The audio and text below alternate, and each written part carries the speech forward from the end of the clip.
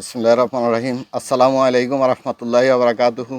আমি কবিরহাট পৌরসভার ৯ নং ওয়ার্ডের আলিয়াজম মুন্সিবাড়ির একজন স্থায়ী বাসিন্দা।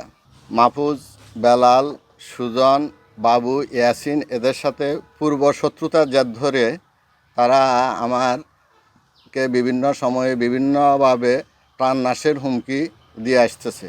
এভাবে আমার থানায় একটা জিডিও আছে, ৭৭৮ নাম্বার একটা জিডি আছে।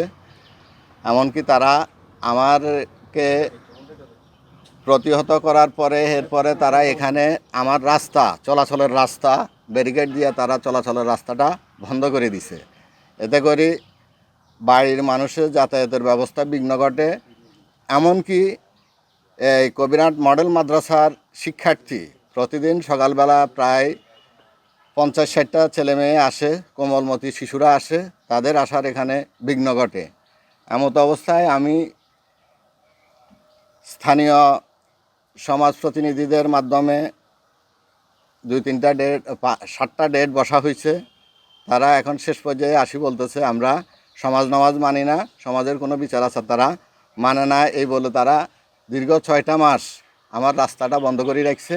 এতে করে বাড়ির মানুষের প্লাস এলাকার কোমলমতি শিশুদের যাতায়াতের বিঘ্ন ঘটতেছে।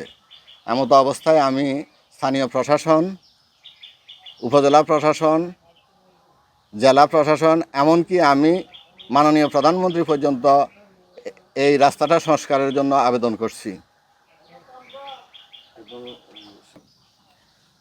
এই সংবাদ সম্মেলনের মাধ্যমে, মিডিয়া ভাইদের মাধ্যমে আমি কোমলমতি শিশুদের শিক্ষার বিঘ্ন যাতে না ঘটে, এই জন্য আমার রাস্তাটা আপনাদের মাধ্যমে অতি শীঘ্রই যেন রাস্তাটা সংস্কার করে রাস্তাটার প্রতিবন্ধকতা দূর করে আপনাদের মাধ্যমে এটার সুস্থ একটা সমাধান আসে।